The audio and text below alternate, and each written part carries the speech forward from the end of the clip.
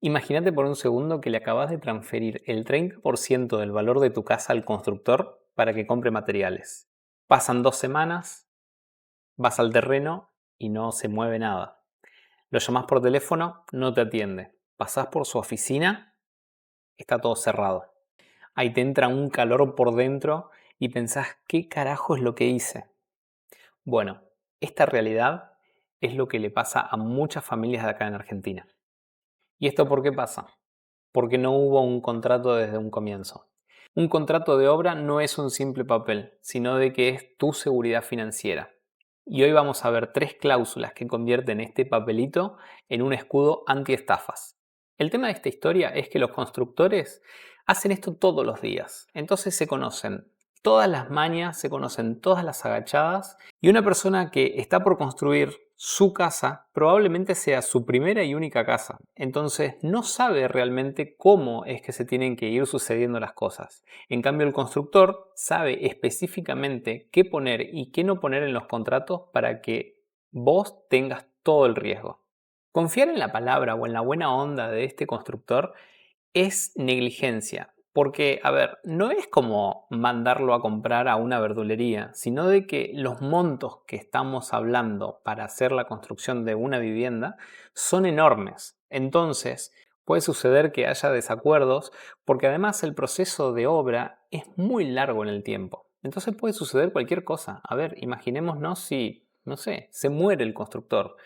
Bueno, ¿qué sucede? O sea, ¿qué pasa con lo que le pagué? Tenés que entender que esta relación no es de amigos, sino de que tiene que ser una relación profesional. En un momento determinado son socios y como tal tienen que estar las cosas muy claras. Y es más, un contrato sólido, o sea, asienta las bases para que los dos estén sabiendo bien cuáles son los derechos y obligaciones de cada una de las partes. No solo del constructor, sino también el constructor debería quedarse mucho más tranquilo de en qué momento va a cobrar, cuánto va a cobrar.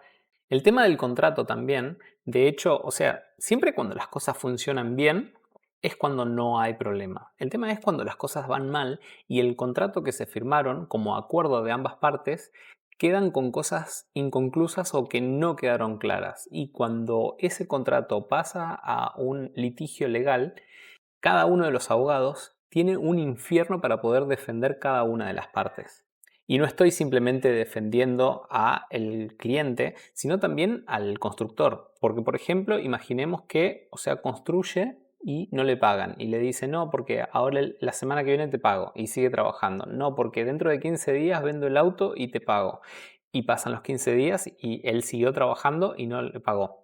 Entonces, ¿en qué momento se frena cualquier situación y cómo se van a ir desarrollando las obligaciones que se tenían? Si no hay en un contrato bien especificado cómo se van a ir dando las cosas, bueno, no existe. Y bueno, vamos a la cláusula número 1, que es el precio y su mecanismo de ajuste. Nosotros estamos en Argentina. Argentina particularmente es un país que económicamente no es estable. Entonces, pensar que el precio de la construcción de cualquier inmueble sea de un precio fijo es imposible. Es una fantasía, la verdad. Entonces, es importante que el contrato diga cómo es que va a ser ese sistema de contratación. A ver, puede ser que el proyecto sea por ajuste alzado. Esto va a depender un poco de la complejidad que tenga la obra y de cuánto tiempo lleve realizarla. Por ejemplo, si yo digo que, no sé, una habitación yo la voy a poder hacer en 15 días, porque no sé, porque es en construcción en seco y yo tengo un equipo de trabajo que son 20 personas y en 15 días yo la tengo realizada. Probablemente se haga un ajuste alzado. ¿Qué quiere decir? De que yo te digo que sale tanto y vos pagas tanto. No influye ni la inflación, ni la suba de precios, ni nada. Yo como constructor absorbo el riesgo de si suben las cosas. Pero este tipo de contratación de pagar en un precio fijo normalmente es por periodos muy cortos y por construcciones que no tienen mayores complejidades. Ahora bien, cuando la obra ya es más compleja y se va a ir dilatando a lo largo del tiempo, ahí sí cambia el tipo de contratación y el método más transparente es por costas y costes, donde se cobra el costo real de lo que son los materiales y la mano de obra, y por aparte tenés lo que es la ganancia del constructor. En este caso, el cliente es el que absorbe cualquier tipo de aumento en cualquiera de las dos cosas. Si, por ejemplo, los materiales este mes aumentaron un 5%, bueno, él sabe de que por este tipo de contratación él absorbe ese aumento.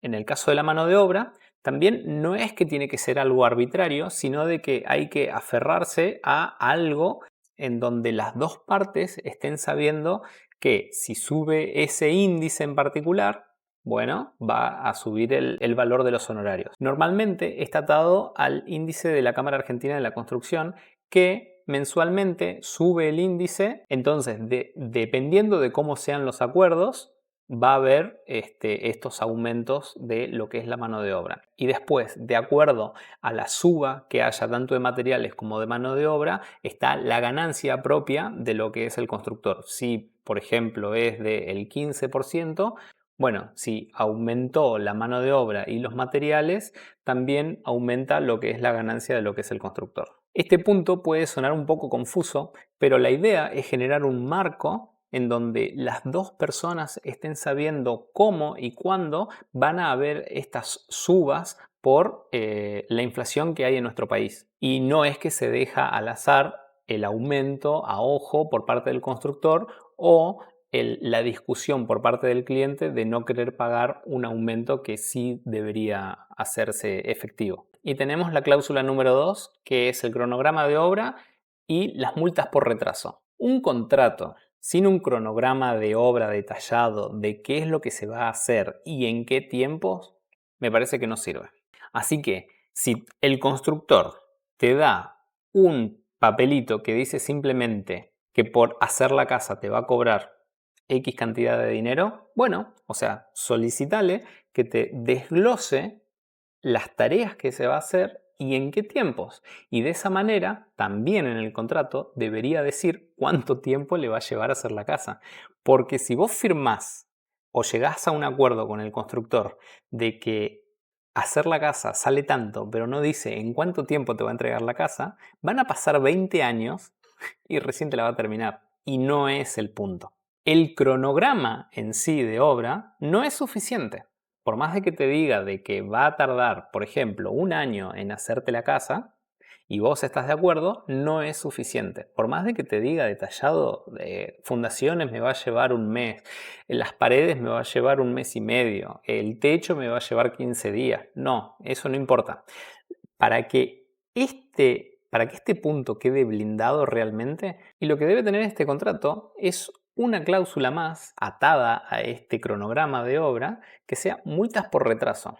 A ver, si vos me estás diciendo que el techo te va a llevar 15 días, bueno, a partir del día 16 se empiezan a correr las multas. Y capaz que es un porcentaje mínimo, pero es por día. O sea que si un día de retraso, tanto de multa. 2 días de retraso, 3 días de retraso y así sucesivamente.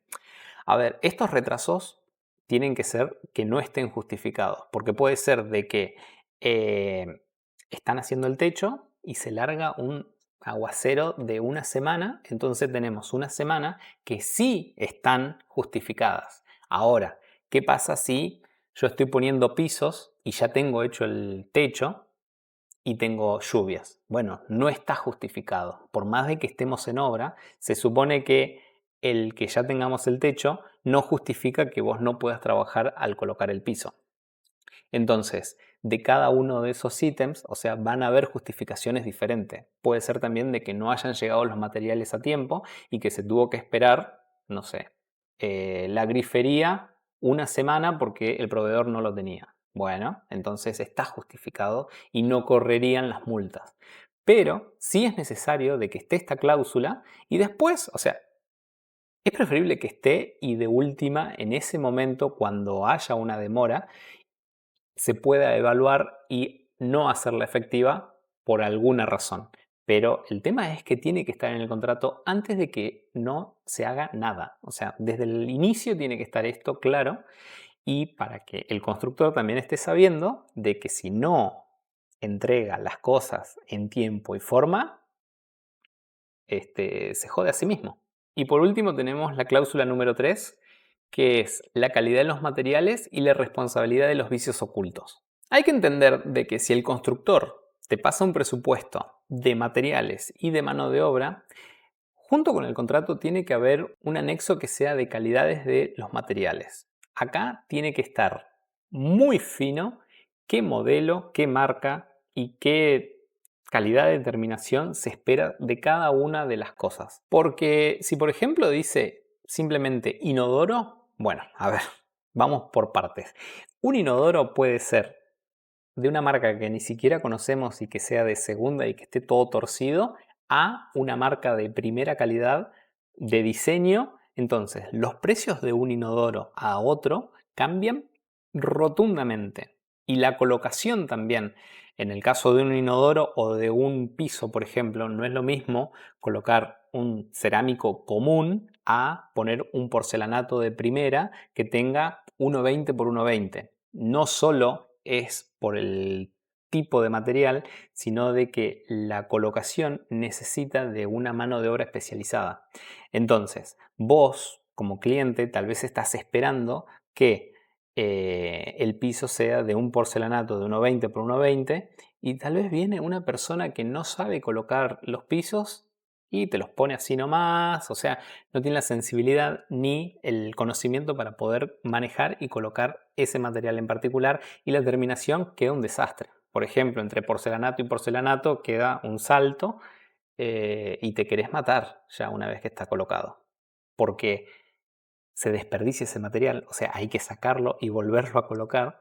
Y bueno, no es lo mismo que poner un cerámico común.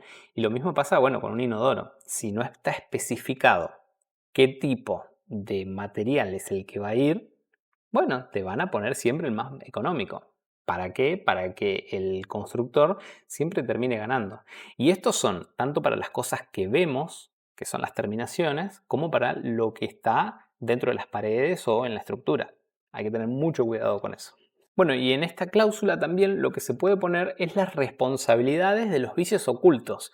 ¿A qué nos referimos con esto?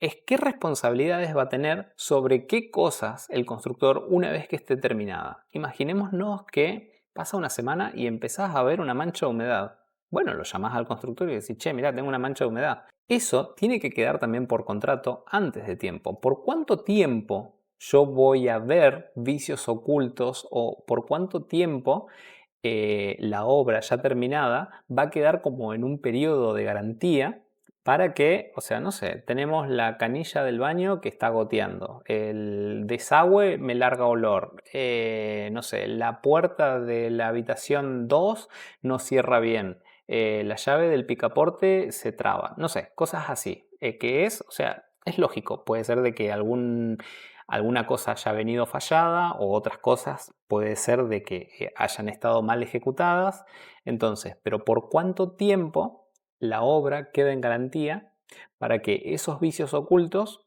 se haga responsable el constructor?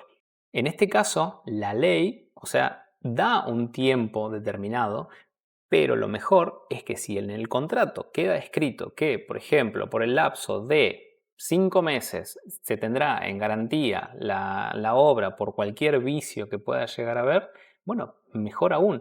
Y también de esa manera el constructor sabe de que si en 5 meses no pasó nada, no lo llamaste o ya arregló todo lo que había que arreglar, listo, ya está, la obra está como entregada. Entonces, un contrato de obra robusto y que tenga las cláusulas bien definidas es importantísimo porque genera un ambiente de confianza en donde las dos partes saben cuáles son sus derechos y cuáles son sus obligaciones.